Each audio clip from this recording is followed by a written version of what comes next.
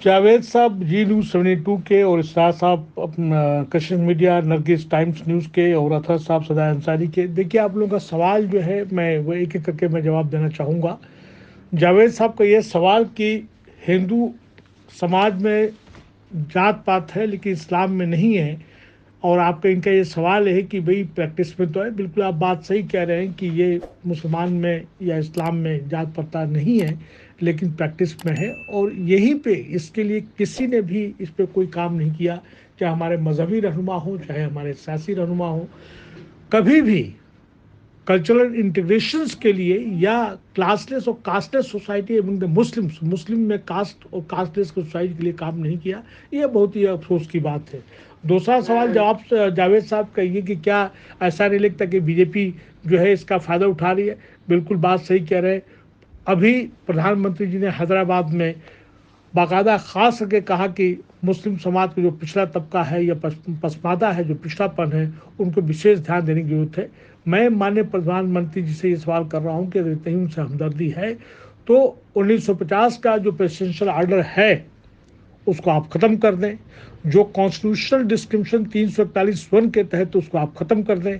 Sachar commission की report, Ranganath Mishra commission की report और उसके साथ साथ में अमिताभ कुंडू की रिपोर्ट जो है उसके लिए काम करें। हालांकि बीजेपी सरकार या जहाँ पे भी जो है बीजेपी सरकार के लिए है, उन्होंने हर वो काम किया है जिससे लगता है कि वो जो है एंटी माइनॉरिटीज है, एंटी SC ST है। Minorities ministry of minority affairs का जो स्कॉलरशिप की स्कीम थी मौलाना आज़ाद, उसको उन्होंने स्लैश कर दिया।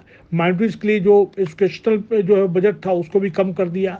उसी के साथ साथ तमाम जो ऐसी चीज़ लाई जा रही है, ऐसी पॉलिसी लाई जा रही है जिससे कि मुसलमान जो है अपने आप को अनसेफ, इनसिक्योर फील कर रहे हैं और कहीं ना कहीं डिस्टर्ब है। क्या आप CA NRC की बात कर लीजिए, मॉब लिंचिंग की बात कर लीजिए, पोस्को की बात कर लीजिए जो आसाम में हो रहा है, ये तमाम चीज़ें हैं। अब आइए इसरार साहब को ये कहना कि देखा जाए तो हमारा ऑल इंडिया मुस्लिम कॉन्फ्रेंस या मोमिन अंसार सभा या जमतुल अंसार जो है बहुत ही पुराना एक तरह से ऑर्गेनाइजेशन है, और ये इसकी कारकर्दगी आज के डेट में क्या है, उन्हें क्या पाया क्या खोया। देखिए, इसरार साहब बता दूँ कि पसमादा के नाम पे और उसके साथ साथ मोमिन अंसार के नाम से, ऑल इंडिया मोमिन कॉन्फ्रेंस नाम से, मुनकर समाज के नाम पे ढेर सारी तंजीमें मेरे ख्याल से 300-400 नहीं तो हज़ारों की तादाद में होंगी।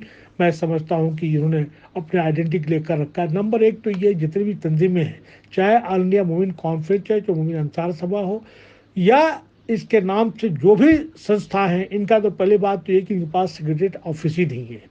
जब ऑफिस ही नहीं है और इनके पास में कोई वर्किंग प्लान या स्ट्रेटजी नहीं है, इनसे पूछा जाए कि अपनी कम्युनिटी में लोग जो है ज़्यादातर जो है देखा जाए तो सोशो इकोनॉमिक और उसके साथ साथ एजुकेशनल बैकवर्डनेस बहुत ज़्यादा है। इन्होंने इसके लिए क्या काम कर रहे हैं?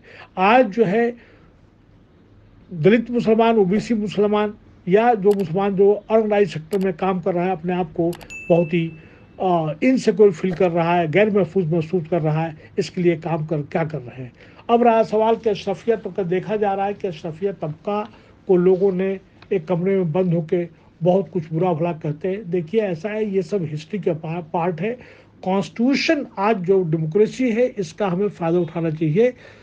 मोर देन 85% दलित मुस्लिम OBC है, तो इनको चाहिए कि भाई अगर लगता है इनके साथ जो है विद इन द मुस्लिम समाज में अगर डिस्ट्रीब्यूशन हो रहा है तो इनको अपना पर्सनल लॉ बोर्ड बना लेना चाहिए, मिली काउंसिल बना लेना चाहिए, मतलब शरिया बना लेना चाहिए।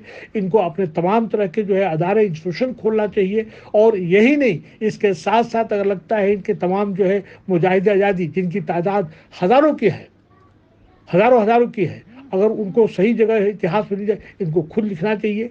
इनको किसने मना किया हाथ तो कलम न उठाए? इनको कलम उठा के उनको मेहनत करते रहना चाहिए और उनको मंजराम पिलाना चाहिए, जो कि नहीं हो रहा है। इसी तरह से मैं बताऊं कि हमारे बीच में लीडरशिप क्राइसिस है। कोई ऐसे ढंग का लीडर नहीं है जो कि सबको एक सूत्र में बांध के आगे बढ़ा सके।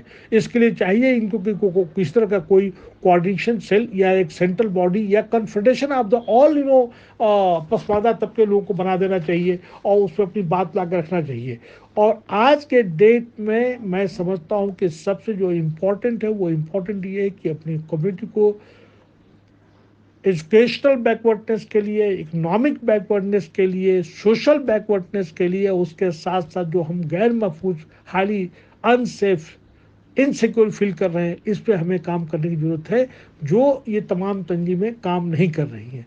आज देखिए कि ऑल इंडिया मूवमेंट कॉन्फ्रेंस भी है, उसके साथ साथ जो मूवमेंट अंसार सभा भी है, बुनकर समाज है, अंसारी पंचायत है, राष्ट्रीय एकता अंसारी संगठन है, पता नहीं क्या क्या कितने हैं, लेकिन इनकी कारकर्दगी कहीं दिखने को नहीं मिलती है। जब तक हम जो है अपनी कम्युनिटी को रिपे नहीं करेंगे, काम नहीं करेंगे, उनको कुछ कंक्रीट करके दे नहीं पाएंगे, तब तक जो है हमारी क्रेडिबिलिटी नहीं बन पाएगी।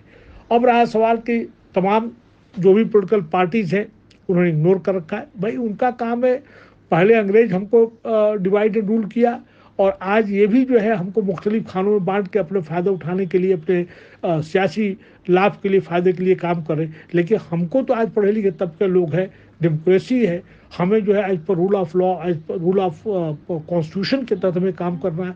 हमें डेमोक्रेसी के फ़ायदा उठाते हुए अपने मफाद को देखना चाहिए, हमें अपनी वॉइस को रेज करना चाहिए कि भाई पॉलिटिकल पार्टी ने हमको हमारा रिप्रेजेंटेशन बढ़ाने के लिए आप हमको हमारा आबादी के तनासब से हमको टिकट दीजिए। कोई आवाज़ नहीं उठाता। आज जातिगत जनगणना की जो बात उठ रही है पूरे चारों तरफ से, मैं समझता हूँ कि जायज़ है। जो जो मनवादी और पूजवादी तत्व हैं ये कभी जातिगत जनगणना नहीं होने देंगे।